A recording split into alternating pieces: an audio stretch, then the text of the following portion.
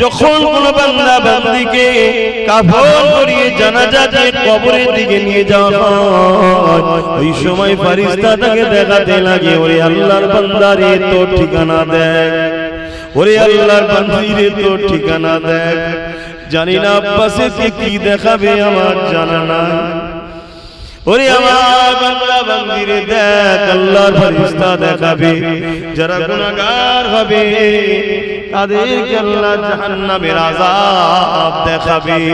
তখন সে চিৎকার দিয়ে বলতে লাগবে, ওরে আমার আত্মীয় স্বজনেরা, তোরা কি তোর বাপকে ওই জায়গায় দিতে যাচ্ছিস যেখানে ধাউ ধাউ করে আগুন জ্বলছে? তোরা কি তোর মাকে ওই জায়গায় দিতে যাচ্ছিস যেখানে দাউ দাউ করে আগুন জ্বলছে?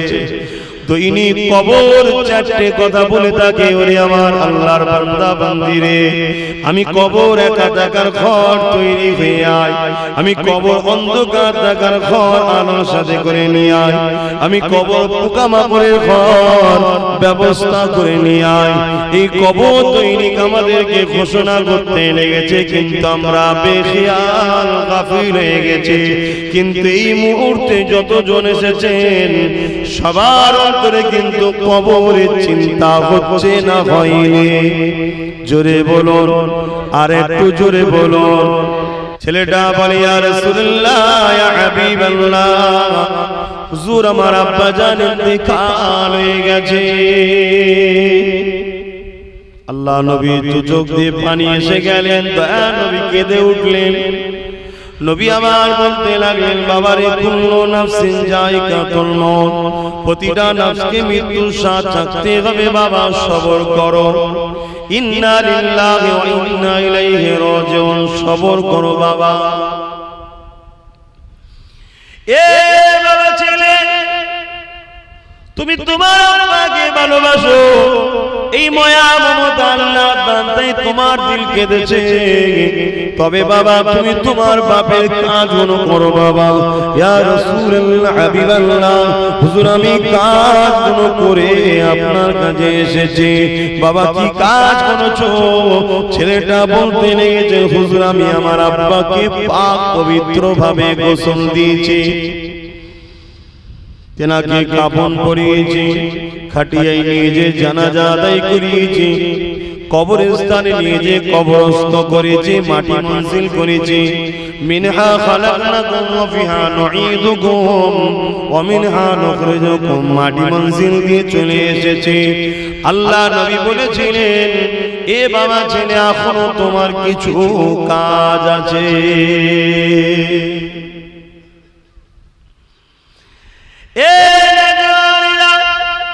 আল্লাহ নবী সাহাবাদেরকে লক্ষ্য করে বললেন, এ বাবা সাহাবারা এখনো কিছু কাজ রয়েছে। বাবা সাহাবারা শুনতে লাগলেন, ছেলে দাও শুনতে লাগলেন। বাবা তোমার আব্বা যদি ঋণী হয়ে থাকে, ওই ঋণটাকে তুমি ছেলে হিসাবে শুধে দাও বাবা, কেননা তুমি হলে বাপের সম্পদ, তুমি হলে বাপের অংশ। যা কিছু তোমার বাপ করেছে সবই তোমার জন্য, তোমার জন্য, তোমার জন্য। আর তোমার জিন্দেগিতে যা ধন সম্পদ যা কিছু আছে, এই সবটা হলো তোমারই আব্বার সম্পদ।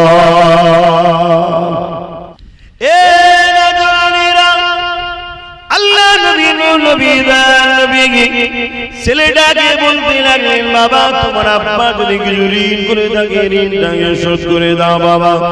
বাবা তোমার আব্বা যদি কিছু ওসিয়াত করে থাকে, ওসিয়াতটাকে পালন করো। ওসিয়াত বোঝেন তো নাকি? ওসিয়াত বোঝেন? একটু হ্যাঁ কি না বলুন। আল্লাহ নবী জানিয়ে দিলেন ওসিয়াতটা পালন করো। নবী আমার তারপরে বললেন, বাবা তোমার আব্বা জানের জন্য সবরে সানি করো, কোরআন খতম করো, গরীবদেরকে দান খায়রাত করো, ইসালে সওয়াব করো। ওই সময় এই কথাটা যেই বলেছে, সাহাবাহুরা জিজ্ঞাসা করলেন, ইয়া রাসূলুল্লাহ, ইয়া হাবিবাল্লাহ, তিনি তো মারা গেছেন, ইন্তেকাল করেছে, তিনার জন্য সবরে সানি করে কি লাভ হবে, দান খায়রাত করে কি লাভ হবে? আল্লাহ নবী বলেছিলেন, এ বাবা সাহাবারা শুধু তিনি নয়, যারা করবে তারাও লাভবান হবে। নবী আমার বলতে লাগলেন, বাবা ছেলে, যখন তুমি কোরআন খতম করবে, সাবরে সানি করবে, গরিবদের খাওয়াবে, নামাজি মুসল্লিদের খাওয়াবে, পাড়া প্রতিবেশীকে খাওয়াবে, তারা যখন খাদ্যটা খেতে বসবে বিসমিল্লাহ বলে খাবে, খাবার পরে আলহামদুলিল্লাহ বলবে, প্রত্যেকটা দানায় দানায় বরকত আছে, প্রত্যেকটা দানাতে দানাতে নেকি সওয়াব আছে। এতিম গরিবদেরকে খাওয়াবে, এতে আরো বেশি সওয়াবটা পাবে, গরিবদেরকে খাওয়ালে আরো বেশি সওয়াব পাবে। মসজিদে দান করবে, মাদ্রাসায় দান করবে, গরিবদের কাপড় দেবে, কোরআন খতম করবে, এই টোটাল যা সওয়াব হবে, এ বাবা ছেলে আমার আল্লাহ হাওয়াতে বাতাসেতে এগুলোকে উড়িয়ে দেন না গো, ওগুলোকে জান্নাতি খানচায় রেশমের কাপড়ে ঢেকে ফেরেশতা মাধ্যমে তোমাদের ওই পাপরবাসী বান্দা বান্দি রুহে রুহে সওয়াবটা পৌঁছে দেয়। যদি কারো কবরে আযাব হয়ে থাকে, এই সওয়াব যেতে যেতে যেতে যেতে একদিন তার কবরে আযাবকে আল্লাহ মাফ করে দেয়। এবং যদি কারো কবরে আযাব না হয়ে থাকে, এই সওয়াব যেতে যেতে তার মাকামকে দরজাকে আল্লাহ বাড়াতে থাকে। ওই সময় কবরবাসীরা বলে, ও রব্বি আল্লাহ পাক, দুনিয়ায় তেমন কিছু করে আসতে পারিনি যে মাসে মাসে বছরে বছরে সপ্তাহে সপ্তাহে ডেলি ডেলি সওয়াব আসবে। আল্লাহ কোনো কোথা থেকে আসছে? ওই সময় তারা বলতে লাগবে আল্লাহ, ওই সময় আমার আল্লাহ বলতে লাগবে, আমার মুর্দা বান্দা বান্দি রে, দুনিয়া জমিনে তোমরা সৎ ছেড়ে রেখে এসেছিলে, তারা কোরআন পড়েছে, তোমাদের জন্য দোয়া করেছে। কেউ কোরআন পড়তে পারে না, পড়নেওয়ালাদেরকে নিয়ে এসে পড়িয়েছে, কেউ ইসালে সাহেবের মাহফিল করেছে, কেউ খানা করে গরিবদের গ্রামবাসীদের নামাজি মুসল্লিদের খাইয়েছে, এতিমদের পরনার কাপড় দিয়েছে, মসজিদ মাদ্রাসায় দান করেছে। এসব সবগুলো আমি আল্লাহ তোমাদের রুহে রুহে রুহে বখশে দিয়েছি। আরো জোরে বলুন সুবহান। চার ধরনের কবর হবে। নাম্বার 1, কবরে ফেরেশতা আসবে, কিন্তু মুহাম্মদ রাসূল ফেরেশতাকে বলবেন, যিনি আমার মাহবুব উম্মত ছিল, আমার প্রেমিক উম্মতি ছিল, তার কবরে ফেরেশতা আসবে, সওয়াল জবাব হবে না। জোরে বলুন সুবহানাল্লাহ। নাম্বার 2, ফেরেশতা আসবে, মাথার দিক দিয়ে ঢুকতে চাইবে, কিন্তু ফেরেশতা দেখবে মাথার করে একটা সুন্দর যুবক দাঁড়িয়ে গেছে। ফেরেশতাকে বলছে, এ ফেরেশতা, আপনাকে এই বান্দা বান্দির কবরে মাথার দিক দিয়ে ঢুকতে দেব না। কেন? এই বান্দা বান্দি আমাকে দুনিয়ায় ভালোবাসতো, আজকে বেচারিকে তার সবাই ছেড়ে দিয়েছে, আমি কিন্তু একে ছাড়তে পারিনি, কবরে একা হয়ে গেছে, আমি এর মাথার গোড়ায় দাঁড়িয়ে থাকবো, একে পাহারা দেব, আল্লাহর জান্নাত পর্যন্ত এর সাথে যাব। জোরে বলুন সুবহানাল্লাহ। আল্লাহ পাকের ফেরেশতা কবরের ডান দিক দিয়ে আসবে, ডান দিকে যখন ঢুকতে যাবে, বন্ধু শুনুন, কবরে সবাইকে যেতে হবে, আমাকেও যেতে হবে, আমি পীরের ছেলে বলে ছাড় নেই। কি যে হবে আল্লাহ, আমার কবরে আল্লাহই ভালো। কখনো কখনো যখন মনে পড়ে তখন আর দুনিয়া ভালো লাগে না। ডান দিক দিয়ে আসবে ফেরেশতা, ডান দিকে দেখবে আবার একজন সুন্দর যুবক দাঁড়িয়ে গেছে। বলুন সুবহানাল্লাহ। এ ফেরেশতা, আপনাকে আমি ডান দিক দিয়ে ঢুকতে দেব না, দুনিয়ায় আমায় ভালোবাসতো, প্যার করতো, সবাই একে ছেড়ে দিয়েছে, আমি একে ছাড়বো না, জান্নাত পর্যন্ত একে পাহারা দিয়ে নিয়ে যাবো আমি। জোরে বলুন সুবহানাল্লাহ। আবার দেখবে ফেরেশতা বাঁ দিক দিয়ে আসছে, বাঁ দিকেও দেখবে একটা সুন্দর যুবক আবার দাঁড়িয়ে আছে। বলুন আল্লাহু আকবার, একটু জোরে বলুন আল্লাহু আকবার। বাঁ দিক দিয়েও ফেরেশতা ঢুকতে পারবে না, পায়ের দিক দিয়ে আসবে, পায়ের দিকেও দেখবে যুবক দাঁড়িয়ে আছে, ফেরেশতা ঢুকতে পারবে না। বান্দা বান্দি বসে বসে শুধু দেখবে যে কি হচ্ছে, কি হচ্ছে, চারজন কি, আমার তো ছেলে বলে নয়, কোনোদিন এদেরকে দেখিও নি। চারজনকে দেখার পরে ফেরেশতা যখন চলে যাবে, ওই বান্দা বান্দিকে তখন চারজন বলবে, আপনি কোনো চিন্তা করবেন না, দুনিয়ায় আমাদেরকে ভালোবেসেছিলেন, কিয়ামত পর্যন্ত ময়দানে নিয়ে যাব, ওখান থেকে আপনার হয়ে আমরা চারজন আল্লাহর কাছে কথা বলবো। আপনার চিন্তা নেই, কোনো চিন্তা করবেন না, আপনি আরামে ঘুমান।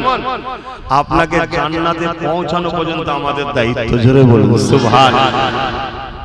ফেরেশতাদের কি বলে, ওই চারজনের কথা শুনে কবরবাসী মুর্দাবাদী তো অবাক হয়ে যাবে। কি তোমরা, কোনদিন তো তোমাদেরকে দেখিনি, কি সুন্দর তোমাদের দেখতে, বলছো ভালোবেসেছিলাম। কি এই চারজন কে গো? মাথার গোড়ায় যে যুবকটা দাঁড়িয়ে থাকবে, ওই যুবকটা তখন বলতে লাগবে, আল্লাহ বান্দা বান্দি রে, দুনিয়া জমিনে কি ঠান্ডা, কি গরম, কি বর্ষা, যখনই ফজরের সময় বলতো আসসালাতু খায়রুম মিনান নাওম, ঘুম থেকে নামাজ উত্তম, শীতের কম্বল ছেড়ে দিয়ে ঠান্ডা পানিতে ওযু করতে পিছাও না, বর্ষায় কাদা ঝড় পানিতেও তুমি পিছিয়ে যাও না, আর গরমের সময়ও তো তুমি পিছিয়ে যাও না। তুমি 5 ওয়াক্ত নামাজ পড়েছিলে, ওই নামাজকে প্রেম করেছিলে, আল্লাহ পাক সেই নামাজকে সূরাত আকারে বানিয়ে দিয়ে আমাকে তৈরি করেছে। আমি হলাম তোমার দুনিয়া সেই নামাজ। বলো, আমরা যারা নামাজ পড়িনি তাহলে মাথার গোড়ায় পাবো, তাহলে পড়বে, পড়ো, ভুল করো না। প্রত্যেকটা মুসলিম ঘরের ছেলে জানে নামাজ পড়ে, এরপরও যদি না পড়ে মৌলভী সাহেব পিসাব দোষ নাকি? ভুল করছো আমার বাপ ভাইরা, মা বোনেরা, নামাজ কাজা করবে না। 10 মিনিট সময় লাগে, 10 মিনিট। সুন্নতি তরিকাতেও নামাজ পড়তে 10 মিনিট সময় লাগে। আল্লাহ নবী বলেন, ওই সময় ডান দিক থেকে ওই যুবকটা আওয়াজ দিয়ে বলবে, হে আল্লাহ পাকের বান্দা বান্দি রে, দুনিয়া জমিনে যখন রমজান শরীফের রোজা আসতো, দুনিয়া মানুষকে বেরোতো, কত গরমে রোজা ছিল, কখনো 16 ঘন্টা, 17 ঘন্টা, 18 ঘন্টা। পানির পিপাসায় গলা শুকিয়ে যেত, কলিজা গানা ফেটে যেত। দুনিয়ার মানুষ তারা নিজেদের খেয়াল খুশি মতো রোজার মাঝে খেয়ে বেড়াতো, কিন্তু আপনি আমাদেরকে মহব্বত করেছেন, ভালোবেসেছেন, রোজাকে কখনো ছাড়তেন না। সেহরি খেয়েছেন, ইফতার করেছেন, কখনো সেহরি যদি ভুলেও যেতেন রোজা ছাড়তেন না। কখনো ইফতারিতে ভালো পেতেন না, তাও কিন্তু প্রতিদিন রমজান মাসে রোজা রেখেছেন 1 মাস। হে আল্লাহ বান্দা বান্দি রে, দুনিয়া জমিনে আপনি আমাকে প্যার করেছেন, ওই রোজাকে আল্লাহ সুন্দর করে যুবকের আকৃতি তৈরি করে দিয়ে তোমার ডান দিকে দাঁড় করিয়ে দিয়েছে। হে আল্লাহ বান্দা বান্দি চিন্তা করবেন না, আপনাকে পাহারা দিয়ে আল্লাহ পাকের জান্নাতে নিয়ে যাব।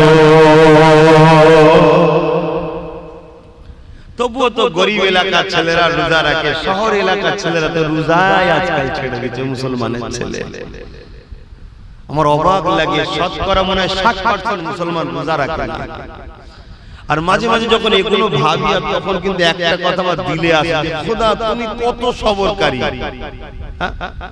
আমরা এত অন্যায় করি তাও মারো না তুমি, তোমার সবর কত। চিন্তা করে আমরা কি অন্যায় শুরু করেছি, এরপরও আল্লাহ দেখুন আযাব গজব দিয়ে দুনিয়াকে এখনো ধ্বংস করে দেয় নাই।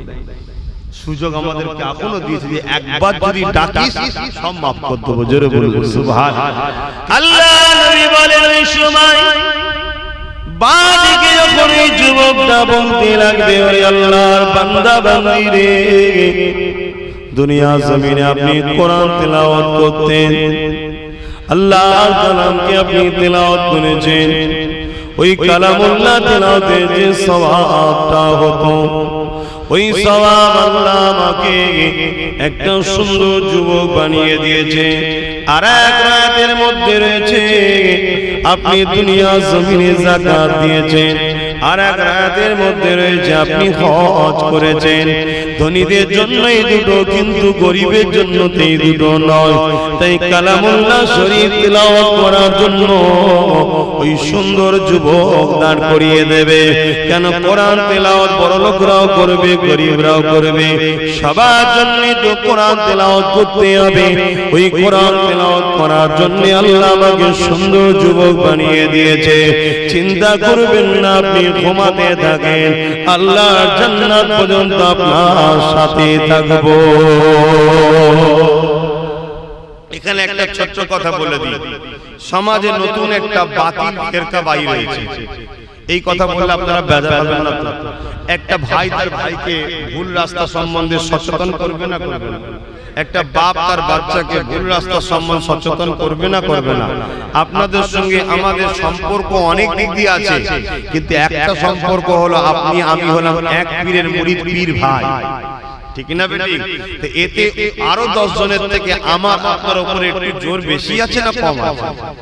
এই যে ইমাম সাহেব বসে আছেন, ওনার উপরও অন্য একটা আলেমের জোর আছে, কিন্তু আমার একটু বেশি জোর আছে। কেন? এনারা সবাই এনাদের পূর্বপুরুষ সব দাদা হুজুরের সিলসিলার অনুযায়ী দাদা পীরের মুরিদের ঘরের সন্তান, তাই একটু জোর আছে না? নাই। তাই দেখলেন পীরের আওলাদ আসতে উনি ভাইজান বলে তাকবীর দিচ্ছে, সম্মান করছে। কেন? আমার পীরের বাচ্চা। আলেম ঠিক আছে, কিন্তু আমার পীরের বাচ্চা, এই দাদা হুজুরের মুখের দিকে সম্মানটা একটু বেশি দেয়। তাই সেই অধিকার নিয়ে সতর্ক করছি। কিছু মানুষ আমার সমাজে বলছে যে কোরআনের মানে না জেনে কোরআন পড়া বেকার। নাউজুবিল্লাহ বলবো, আরে জোরে বলুন নাউজুবিল্লাহ। আল্লাহ রাসূল কি বলছেন? কেউ যদি কোরআন তেলাওয়াত করে পার অক্ষরে 10টা করে নেকি পাবে। জোরে বলুন সুবহানাল্লাহ। আর কোরআন তেলাওয়াতের সাথে সাথে যে মানে বোঝে তার মাকাম তো আরো বড়। জোরে বলুন সুবহানাল্লাহ। কিন্তু মানে বোঝে না বলে কোরআন পড়া বেকার, এই শব্দটা বলা হলো গুমরাহি। আমাদেরকে কোরআন থেকে সরাবার একটা নতুন প্ল্যান। আপনি বলতে পারেন আলহামদুলিল্লাহ তোমরা কোরআন পড়ছো, খুব ভালো জিনিস, খুব ভালো জিনিস, একটু মানেগুলো করো, মানেগুলো বোঝো, আল্লাহ কি মেসেজ দিয়েছে দেখো, এই কথাটা হলে কত সুন্দর হতো। কিন্তু আপনি কি বলছেন? কালকে ছেলেটা আর কোরআন খুলবে না, বেকার হচ্ছে। ঠিক না বেটি? এটা করবেন না, এটা একটা গুমরাহি চক্রান্ত চলছে। এ জানেরা, আব্বা জানেরা, মায়েরা, এমন করে দেখা যায় পায়ের দিক দিয়ে যে যুবকটা দাঁড়িয়েছিল তিনি তখন বলতে লাগবে, ও আল্লাহ পাকের বান্দা বান্দি রেগে, আমি কে জানেন আপনি দুনিয়া জমিনে নফল আমল করেছিলেন, দান খায়রাত করেছিলেন, গরিবরা যখন আপনার দরবারে আসতো ফিরিয়ে দিতেন না, আপনি গরিব হওয়ার পরও আপনার পাশের বাড়িতে খাবার দিতেন, তরকারি দিতেন, কোন মানুষ বিপদে পড়লে তাকে সাহায্য করতেন। এই যে বাড়তি অতিরিক্ত ইবাদত, নফল ইবাদত, এই নফল ইবাদতের অনেকে গুরুত্ব দেয় না। না, নফল ইবাদতের গুরুত্ব আছে। ধনী যে হবে সে 1000 টাকা দান করবে, গরিব যে হবে সে 10 টাকা দান করবে। ধনীর 1000-এ যেমন দান করে সওয়াব হবে, আপনার 10 টাকাতে তাই হবে। কেন? ধনীর লাখে বেজানলে আপনার 100-তে বেজানলে। এ আল্লাহ বান্দা বান্দি রে, তাই ওই নফল ইবাদত থেকে আল্লাহ আমাকে তৈরি করে দিয়েছে। আমি তোমার পায়ের উপরে কিয়ামত পর্যন্ত দাঁড়িয়ে থাকবো। আপনি ঘুমান, আপনি আরাম করেন, আপনি চিন্তা করবেন না, ময়দানে মাশর আপনার সাথে থাকবো এবং জান্নাত পর্যন্ত আপনাকে সাথে নিয়ে যাব। আরো জোরে বলুন সুবহান। দুই ধরনের খবর হলো। আল্লাহ নবী বলেন আরেক ধরনের খবর হবে, যাদের কবরে ফেরেশতা আসবে, বান্দা বান্দি উঠে বসবে, উজুর পানি চাইবে। দয়ার নবী আমার বলেন আসর যাচ্ছে যাচ্ছে এমন আবহাওয়া, বা ফজর যাচ্ছে যাচ্ছে সকাল উঠতে লেগেছে এমন একটা আবহাওয়া হবে। ওই জন্য বান্দা বান্দি উজুর পানি চাইবে।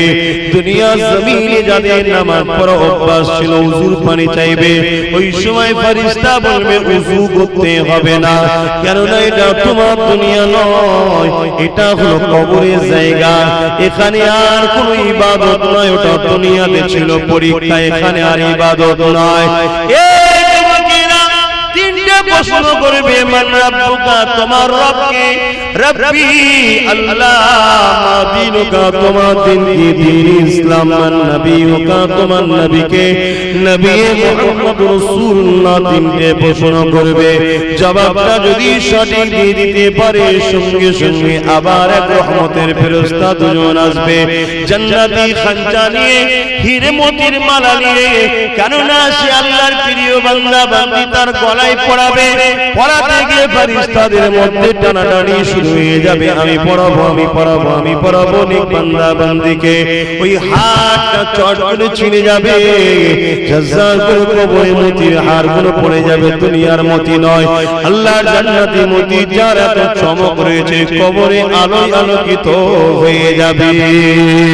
বান্দা দেখতে লাগবে, বান্দি দেখতে লাগবে, আর ফেরেশতা দুটো বসে মতির হাতটা কাঁদতে শুরু করবে, কি সর্বনাশ করলাম। এই কাঁদতে কাঁদতে কাঁদতে কাঁদতে হার যেই শুরু হয়ে যাবে, তৈরি হয়ে যাবে, ওই দিন হবে কিয়ামত। ওই সময় তার উঠার সময় হয়ে যাবে। ভেবে চিন্তে দেখেন, একটা হাত তৈরি করতে কতদিন আর সময় লাগে, কিন্তু না, আল্লাহ বান্দাকে বুঝতে দেবে না। ওই কবরের জমিনে মা ছেড়ে বাপ ছেড়ে এসেছে, ওই হার কাটা দেখতে যতক্ষণ সময় লাগবে, হাজার হাজার বছর পার করিয়ে দেবে। ওই খেয়ালে বান্দা বান্দি থাকবে, কিন্তু আমার আল্লাহ আবার তাকে কিয়ামতের ঘোষণা করে তুলে নেবে। 3 নম্বর কবর, আর একটা কবর হবে, ওই কবর যেন আল্লাহ আমাদের কাউকে যেন না দেয়। ওই 4 নম্বর কবর হবে জাহান্নামের একটা গর্ত হবে, যেখানে 99টা সাপ থাকবে, এক একটা সাপের দুটো করে মুখ হবে। যুবক আমার, বোন আমার, ভুল বলছি না, গল্প বলছি না, বানানো কথা বলছি না, মদিনাওয়ালার কথা বলছি, সতর্ক হও। কত লোকের কবর খুঁড়তে গিয়ে আমরা সাপ দেখেছি, কত লোকের কবর থেকে ধোঁয়া আগুন উঠছে দেখেছি। আজও আল্লাহ দেখাচ্ছে আমাদেরকে শুধরাবার জন্য। ওই কবরে দাউ দাউ করে জাহান্নামের গোত্র আগুন জ্বলবে, ওই কবরে 99টা জাহান্নামের সাপ থাকবে, 2টা করে মুখ থাকবে। আল্লাহ নবী বলেন, ওই সাপ দুনিয়ার কোন জায়গায় একবার নিঃশ্বাস ফেলে দেয়, তাহলে জমিনে আর গাছ গজাবে না। হে আমার আব্বা মা ভাই বোন, ওই কবরের সাপকে নিয়ে থাকতে হবে। যদি আল্লাহ নারাজ করো, নবী নারাজ করো, যদি লোভে পড়ে যাও, হিংসা করো, নামাজ কাজা করো, রোজা কাজা করো, গান শোনো, যাত্রা যাই, ফাংশনে যাও, মানুষের উপর জুলুম করো, বড় চর্চা করো, বড় নিন্দা করো, দেশের যদি ক্ষতি করো, মানুষের যদি ক্ষতি করো, আল্লাহ নারাজ হয়ে যাবে। কবরে থাকতে হবে। যদি এগুলো না করো, আল্লাহ পাক তোমাকে নাজাতের কবর দিয়ে দেবে। আল্লাহ নবী জানিয়ে দিলেন, যখন কোন বান্দা বান্দিকে কাফন করিয়ে জানাজা দিয়ে কবরের দিকে নিয়ে যাওয়া হয়, ওই সময় ফেরেশতা তাকে দেখাতে লাগে, ওরে আল্লাহর বান্দা রে, তোর ঠিকানা দেখ, ওরে আল্লাহর বান্দি রে, তোর ঠিকানা দেখ। জানি না আব্বাসে কি দেখাবে, আমার জানা নাই। ওরে আমার বান্দা বান্দি রে, দেখ, আল্লাহর ফেরেশতা দেখাবে, যারা গুনাহগার হবে তাদেরকে আল্লাহ জাহান্নামের আযাব দেখাবে। তখন সে চিৎকার দিয়ে বলতে লাগবে, ওরে আমার আত্মীয় স্বজনেরা, তোরা কি তোর বাপকে ওই জায়গায় দিতে যাচ্ছিস যেখানে ধাউ ধাউ করে আগুন জ্বলছে? তোরা কি তোর মাকে ওই জায়গায় দিতে যাচ্ছিস যেখানে দাউ দাউ করে আগুন জ্বলছে? তো ইনি কবর 4টে কথা বলে থাকে, ওরে আমার আল্লাহর বান্দা বান্দি রে, আমি কবর একাকার ঘর তৈরি হয়ে আয়, আমি কবর অন্ধকার থাকার ঘর আলোর সাথে করে নিয়ে আয়, আমি কবর পোকামাকড়ের ঘর ব্যবস্থা করে নিয়ে আয়। এই কবর তৈরি আমাদেরকে ঘোষণা করতে লেগেছে, কিন্তু আমরা বেখিয়াল গাফিল হয়ে গেছি। কিন্তু এই মুহূর্তে যতজন এসেছেন সবার অন্তরে কিন্তু কবরের চিন্তা হচ্ছে না হয়নি? জোরে বলুন, আর একটু জোরে বলুন। এই জন্য আমাদের কাছে আসতে হয়। আমরা গান শোনাইনি তোমাদের, যাত্রা শেখাই না, সুদ খাওয়া শেখাই না, গাঁজা খাওয়া শেখাই না, মা বাপকে পিটা শেখাই না, আমরা খারাপ শেখাই না। আমরা নবীর পক্ষে, নবীর গোলাম, আমরা নবীর দ্বীনের প্রচারক, আমরা আমার তোমাদেরকে এই কথাই শিখাই। এ জওয়ানেরা, আব্বা জানেরা, আম্মা জানেরা, মায়েরা, বোনেরা, বাবেরা, ভাইরা, পরিবর্তন হয়ে যান। কেননা ডেট আছে, যাবার কোনো ডেট নেই। কবর বড় ভয়ানক জায়গা হবে। কবর হলো আখিরাতের প্রথম মঞ্জিল। আজকে আমার বাড়িওয়ালা বাপ, ভাই আমার চেনারা আব্বা জানের সাবরে সানি করছে, এটা তো বাপের জন্য বড় খুশনসিব।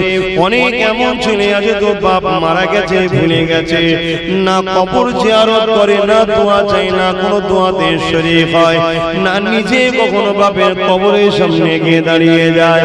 আল্লাহ নবী জানিয়ে দিলেন, মান যারা কবরা ওয়া ওয়াহদুমা ফি কুল্লি জামাতিন গফারাল্লাহু ওয়া কুতিবা বাররা। এই দুনিয়ার যুবকেরা যারা বাপ মা উভয় চলে গেছে, উভয়ের কবর অথবা একজন চলে গেছে একজনের কবরে, যে ছেলেটা জুম্মার দিনে জিয়ারত করতে যাবে, ওই ছেলেটার কপালে আমার আল্লাহ লিখে দেবে, এই ছেলেটা বাপ মার খেদমতগার ছেলে, জাহান্নাম থেকে নাজাত পেয়ে গেছে।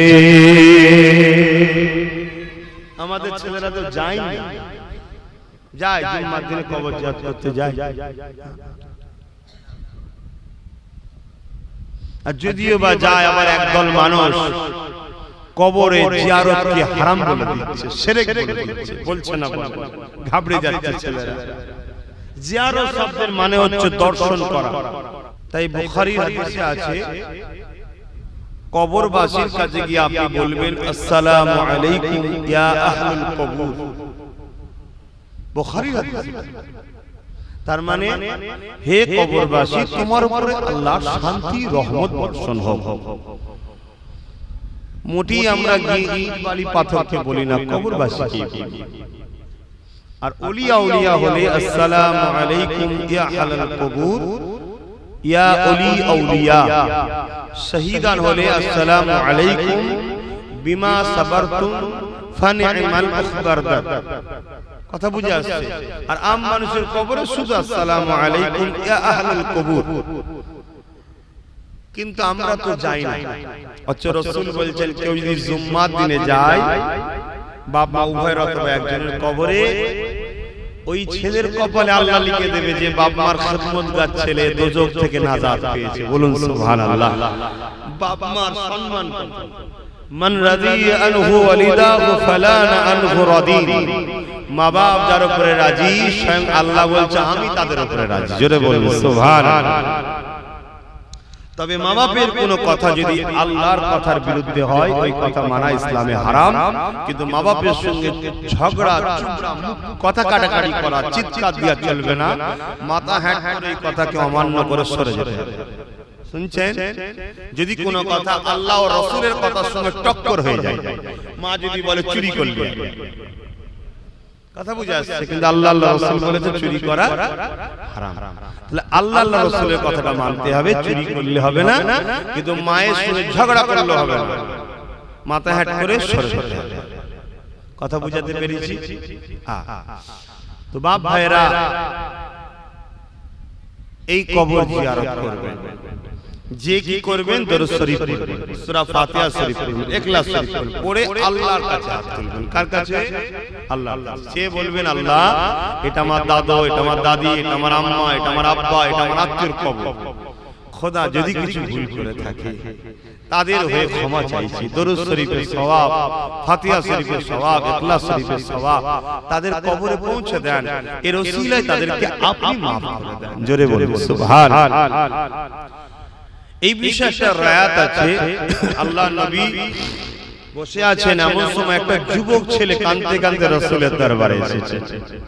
আল্লাহ নবী জিজ্ঞেস করছে, কি হয়েছে বাবা, তুমি কাঁদছো কেন? ছেলেটা বলে, ইয়া রাসূলুল্লাহ, ইয়া হাবিবাল্লাহ, হুজুর আমার আব্বা জান ইন্তেকাল হয়ে গেছে।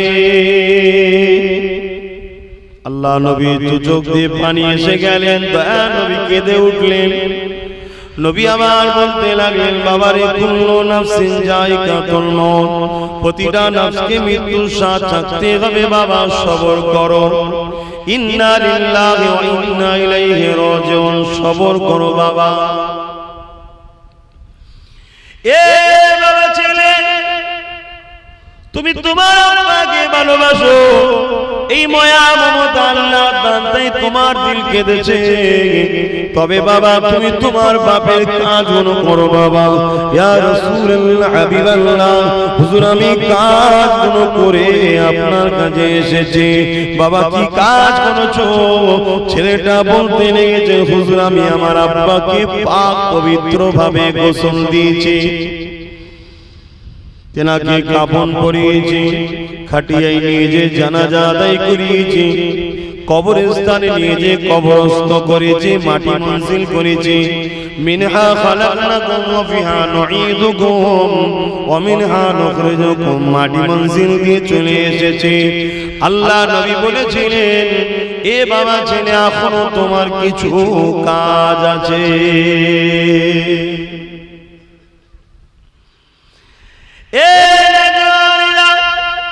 আল্লাহ নবী সাহাবাদেরকে লক্ষ্য করে বললেন, এবার সাহাবারা এখনো কিছু কাজ রয়েছে। বাবা সাহাবারা শুনতে লাগলেন, ছেলেটাও শুনতে লাগলেন। বাবা তোমার আব্বা যদি ঋণী হয়ে থাকে, ওই ঋণটাকে তুমি ছেলে হিসাবে শুধে দাও বাবা। কেননা তুমি হলে বাপের সম্পদ, তুমি হলে বাপের অংশ। যা কিছু তোমার বাপ করেছে সবই তোমার জন্য, তোমার জন্য, তোমার জন্য। আর তোমার জিন্দেগিতে যা দৌলত সম্পদ যা কিছু আছে, এই সবটা হলো তোমার আব্বার সম্পদ। ছেলে যদি বাপের পকেটে হাত দিয়ে টাকা লায়, এটা কি চুরি না? চুরি না? বলুন বলুন বলুন। চুরি, অবশ্যই চুরি। বাপ যদি ছেলের পকেটে হাত দিয়ে টাকা লায়, চুরি নাই। তবে আজকাল বাপেদের বলবো, খবর দাও, ভুলে যেন এই ফতোয়ার উপরে আমল করে ছেলের পকেটে হাত দিয়ে ফেলবেন। কারণ ছেলে ভালো না, ছেলেটা ভালো না, ফট করে অন্য জিনিস ঘটে যাবে, এটা চুরি না। কেন? ছেলে সব সম্পদের মালিক হলো বাপ। তুমি আবার কিসের? তুমি নিজেই তো বাপের শরীরের অংশ একটা। কথা বুঝছেন না? বোঝেন না? কি আমার কথায় কি যুবকদের বেজার হয়ে গেল? তুমিও তো কারো বাপ হবে, তোমার ছেলে সব সম্পদের মালিক তুমি হবে, আবার সে কারো বাপ হবে, তার ছেলে সম্পদের মালিক সে হবে। বাপ ছেলের সম্পদের পুরো মালিক। কিন্তু আজকের দিনে বাবা এই মশলার উপরে যেন কোনো বাবা আমল করে ফেলবেন না, তাহলে বাবা বিরাট বড় বিপদ হয়ে যাবে। কারণ আজকাল সমাজের ছেলেরা ভালো নয়। তবে এতটুকু বলা যেতে পারে, কিছু ছেলে ভালো আছে, কিছু ছেলে ভালো আছে।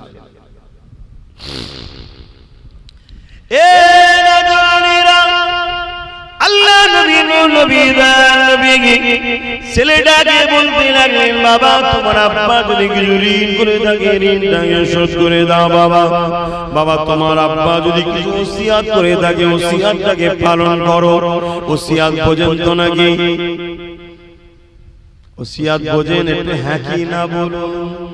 কি ওসিয়াত বলুন, সাহস করে বলবেন। এ তো সব ভাই ভাই বসেছি, বাপ বেটাই বসেছি। বলবেন তো, লজ্জার কি আছে? দিন শিখতে লজ্জা?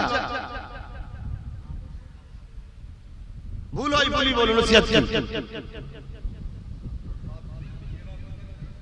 সেটা তো প্রথমেই বললাম। ওসিয়াত হলো, বললো হয়তো এই টাকাটা অমুক মসজিদে দিবি বাবা, এই জমিটা তোর বোনকে দিবি, এটা তুই নিবি। তোমাকে ডেকে বলেছে, এটা ওসিয়াত, হুকুম করা, আদেশ দেওয়া, এটা পালন করবি, ওটাকে পালন করতে হবে।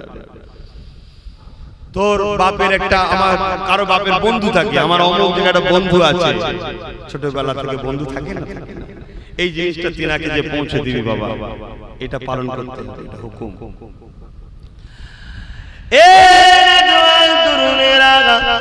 আল্লাহ নবী জানিয়ে দিলেন ওসিয়তটা পালন করো। নবী আমার তারপরে বললেন বাবা তোমার আব্বা জানের জন্য সবরে সানি করো, কোরআন খতম করো, গরীবদেরকে দান খায়রাত করো, ইসালে সওয়াব করো। ওই সময় এই কথাটা যেই বলেছে সাহাবারা জিজ্ঞাসা করলেন ইয়া রাসূলুল্লাহ ইয়া হাবিবাল্লাহ তিনি তো মারা গেছেন, ইন্তেকাল করেছে, তিনার জন্য সবরে সানি করে কি লাভ হবে, দান খায়রাত করে কি লাভ হবে? আল্লাহ নবী বলেছিলেন এ বাবা সাহাবারা শুধু তিনি নয় যারা করবে তারাও লাভবান হবে। নবী আমার বলতে লাগলেন বাবা ছেলে যখন তুমি কোরআন খতম করবে, সবরে সানি করবে, গরীবদের খাওয়াবে, নামাজি মুসল্লিদের খাওয়াবে, পাড়া প্রতিবেশীকে খাওয়াবে, তারা যখন খাদ্যটা খেতে বসবে বিসমিল্লাহ বলে খাবে, খাবার পরে আলহামদুলিল্লাহ বলবে, প্রত্যেকটা দানায় দানায় বরকত আছে, প্রত্যেকটা দানাতে দানাতে নেকি সওয়াব আছে। এতিম গরীবদেরকে খাওয়াবে, এতে আরো বেশি সওয়াবটা পাবে, গরীবদেরকে খাওয়ালে আরো বেশি সওয়াব পাবে। মসজিদে দান করবে, মাদ্রাসায় দান করবে, গরীবদের কাপড় দেবে, কোরআন খতম করবে, এই টোটাল যা সওয়াব হবে এ বাবা ছেলে আমার আল্লাহ হাওয়াতে বাতাসেতে কোনোকে উড়িয়ে দেন না গো, ওগুলোকে জান্নাতি খানচায় রেশমের কাপড়ে ঢেকে ফেরেশতা মাধ্যমে তোমাদের ওই পাপরবাসী বান্দা বান্দি রুহে রুহে সওয়াবটা পৌঁছে দেয়। যদি কারো কবরে আযাব হয়ে থাকে এই সওয়াব যেতে যেতে যেতে যেতে একদিন তার কবরে আযাবকে আল্লাহ মাফ করে দেয়। এবং যদি কারো কবরে আযাব না হয়ে থাকে এই সওয়াব যেতে যেতে তার মাকামকে দরজাকে আল্লাহ বাড়াতে থাকে। ওই সময় কবরবাসীরা বলে ও রব্বি আল্লাহ পাক দুনিয়ায় তেমন কিছু করে আসতে পারিনি যে মাসে মাসে বছরে বছরে সপ্তাহে সপ্তাহে ডেলি ডেলি সওয়াব আসবে। আল্লাহ কোনো কোথা থেকে আসছে? ওই সময় তারা বলতে লাগবে আল্লাহ, ওই সময় আমার আল্লাহ বলতে লাগবে আমার মুর্দা বান্দা বান্দি রে দুনিয়া জমিনে তোমরা সৎ ছেড়ে রেখে এসেছিলে, তারা কোরআন পড়েছে, তোমাদের জন্য দোয়া করেছে, কেউ কোরআন পড়তে পারে না পড়নেওয়ালাদেরকে নিয়ে এসে পড়িয়েছে, কেউ ইসালে সাহাবের মাহফিল করেছে, কেউ খানা করে গরীবদের গ্রামবাসীদের নামাজি মুসল্লিদের খাইয়েছে, এতিমদের পরনার কাপড় দিয়েছে, মসজিদ মাদ্রাসায় দান করেছে। এসব সবগুলো আমি আল্লাহ তোমাদের রুহে রুহে রুহে বখশে দিয়েছি। আরো জোরে বলুন সুবহান। তাহলে বেকার লাভ মুর্দারা খুশি হয়ে যাবে। আমাদের বাড়িতে আমরা এখানে কতজন আছি, আমরা কেউ বলতে পারবো আমাদের যে কেউ হারা না, কিছু না কিছু হারা হয়ে আছে, হয় দাদু, নাই নানা, নাই নানি, নাই আব্বা, নাই আম্মা, নাই বাপ, নাই মা, নাই স্ত্রী, নাই স্বামী, নাই ছেলে, নাই বোন, প্রত্যেকে কিছু না কিছু হারা হয়ে আছে। তাহলে আজকে দোয়া চাওয়া হবে না? তাদের কবরের সওয়াব যাবে না? যাবে না। তবে ঈমান শর্ত বাবা, ঈমান যদি না নিয়ে কেউ যায় কিচ্ছু ও পৃথিবীর সব হুজুর এক জায়গায় জড়ো করে ফেললে নাই নবী পাক তিনার চাচাকে বলে যে আপনি একটু জায়গা ফাঁকা রেখে গেলেন না, যদি চুপও থাকতেন তাও নাই হতো, আপনি বলে ফেললেন দিনে আব্দুল মুত্তালিবের উপর আমি চলে গেলাম। কথা বুঝছেন? আপনি একদম চুপ থাকতে পারতেন, কেন? ঈমান না থাকলে বাপ কোনো রাস্তা নাই। আর ঈমান যদি সরষের দানা পরিমাণও থাকে সেও একদিন না একদিন জান্নাত কিন্তু পাবে। জোরে বলুন সুবহানাল্লাহ। তাই আমরা বলি বা আমি বলি বাংলার মানুষকে, কে হক কে বেহক ও আম মানুষ তোমরা অত মাথা মারতে যেও না, তোমরা দাদা হুজুরকে ধরে রাখবে। কেন বলি? এই কারণে কমসে কম ঈমানটা বেঁচে থাকবে।